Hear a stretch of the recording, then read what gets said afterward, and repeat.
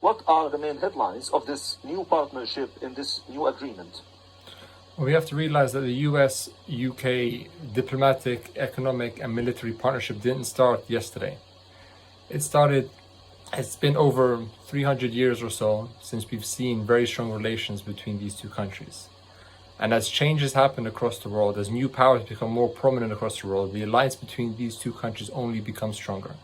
So this new initiative is only a reboost of past historical compounding relations between these two countries. But it's hard to see how this sort of new initiative can do anything really to combat China itself, because what it's saying is that we will work together even more closely on critical aspects of international development and international technology.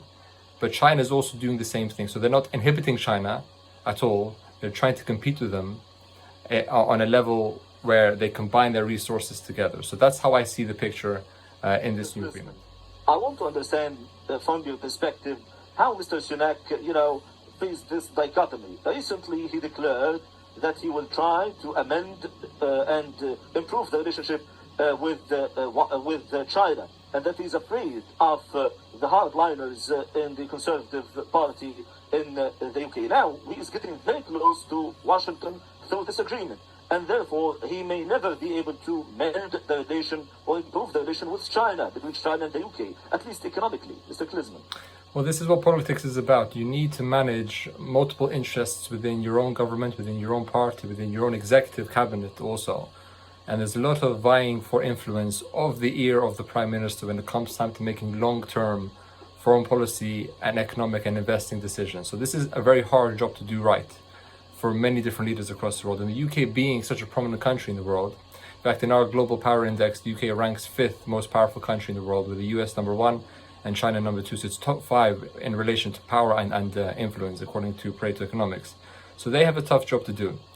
And one thing that I think is worth mentioning to your viewers is that if the UK, as Your Excellency brought up beforehand, if the US wants to develop good economic relations with the UK, then a post-Brexit trade deal needs to be one of the first things that they do.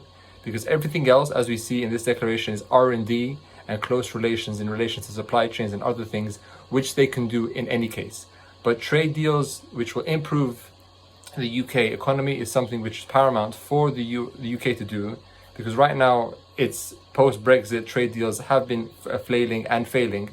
So this is number one that they have to do. In relation to things like commodities, we have to also realize one very important thing, and this is what the UK realized. The biggest refiner in the world is China. So when you talk about semiconductors, all the elements for semiconductors are refined in China. Oil is refined in China. Gold is refined in China. A lot of the different natural resources that we see in the world are refined majority in China. So they really hold the reins in relation to this, which is why it's very, very smart for the UK government to have good diplomatic and economic relationships with multiple countries, enacting their long-term foreign policy objectives alongside this. It can't be an either or in international relations, especially for a country as prominent as the UK. Upcoming summit for Blinken in Beijing. Does it mean that Washington wants to remove any tension and maybe approve a new approach between the two countries, which has been witnessing a great deal of tension recently? Well, we have to realize that diplomatic relations require in-person visits. So the fact that Anthony Blinken is visiting China, a lot of people are watching it very carefully because they are trying to infer some sort of signs and signals. But no doubt, back-channel communications between these two countries are always ongoing. This is just a very visible sign of diplomacy in action. So that's one thing we have to realize. And any kind of collaboration, communication in person for what we see as rising tensions militarily between these two countries is very, very necessary. What will come out of these conversations is another thing, but the fact that they're meeting face to face and discussing very important multilateral issues is a very good step forward in diplomatic dialogue. So that's something that can't be looked over.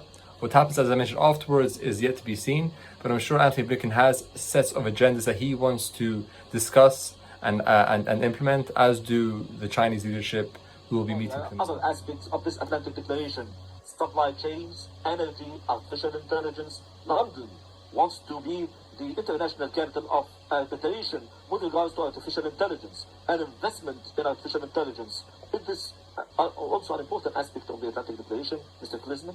Yes, naturally, this declaration isn't only in relation to military alliances and economic alliances. Supply chain security is one of them. Also, technological collaboration is another one. And for emerging technologies, as we're seeing now with AI and others, the UK is one of the leading research and development hubs when it comes time to technology. So they have a lot to offer to the world, and especially to the US when it comes time to researching and developing critical and multi-sector, disruptive technologies.